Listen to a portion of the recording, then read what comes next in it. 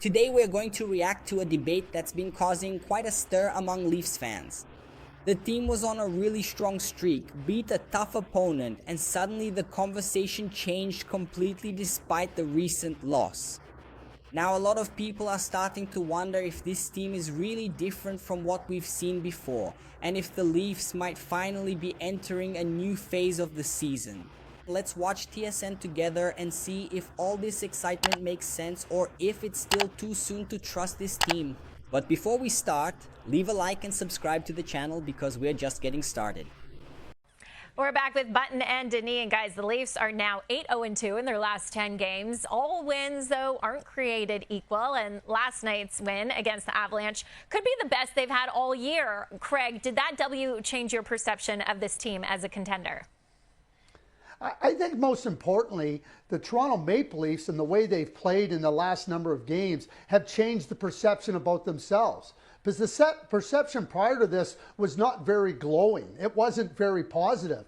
And when Craig Berube said, ask them, because them were responsible for how poorly they were playing, and them are now responsible for how well they're playing.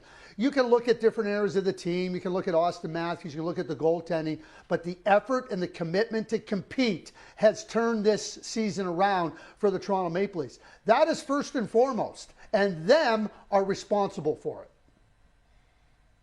Craig, I'll tell you this. Them and Coach Berube, are now aligned. You've just marked a time where they needed to take full responsibility for how poorly they were invested into winning games. And you only touched briefly on goaltending. Come on, the goaltending has been tremendous. Leaders will lead, and that's what goaltending has done for the Toronto Maple Leafs. That's what Austin Matthews has done. He's being rewarded on the score sheet for playing a very good, committed 200-foot game. And to me, that's the Maple Leafs we were all expecting when the season started. Okay, so goaltending and Austin Matthews have helped the Leafs get into a playoff spot. Did you want to say something, Craig? No, not at all. I have enough to say at other times. I will ask you, does Brad Treliving need to get aggressive on the trade front now? And if so, what should he be looking for?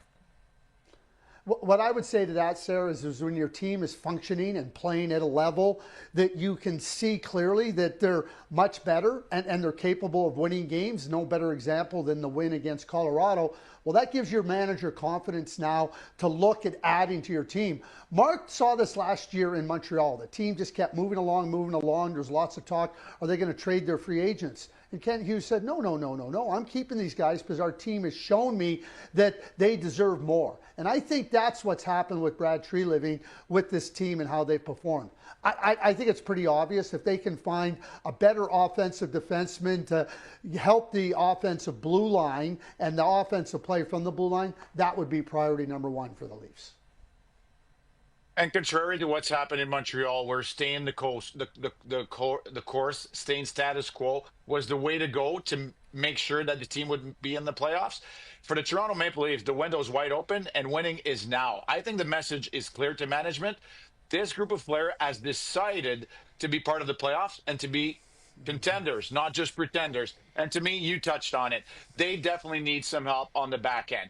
The balance ice time has worked as of late, but they're the only team in the NHL without a power play goal from their blue line. They need a quarterback. They need a puck mover. They need somebody they can rely on to make sure that there is a leader on the blue line as well. That would be my main point of focus. Okay, well, as for right now, the Leafs do look to extend their point streak to 11 games tonight, and you can watch the Leafs in Mammoth right here on TSN. Pre-game coverage begins at 9:30 Eastern. Quick reminder for Leafs Nation, if you're a diehard Toronto fan and you're still bleeding blue and white, subscribe to the channel and leave a like. It's the best way to stay updated every single day on our journey. After hearing all this, it's easy to understand why so many people started looking at the Leafs differently. It's not about winning games, even today they lost, but it's about how they're playing. Talking about effort, commitment, and responsibility carries a lot of weight because that's exactly what had been missing at various points in the season, when the players themselves admitted they were playing poorly and are now showing a different attitude. This completely changes the team's atmosphere. But the most interesting part to me is this discussion about trades. If the team has really entered this now or never mode, management can't pretend not to see it. But as we know, there's a need for an offensive defenseman, someone to run the power play. You can't seriously think about contending in the playoffs being the only team in the league without a goal from the blue line on the power play. In the end, it feels like the Leafs have decided who they want to be.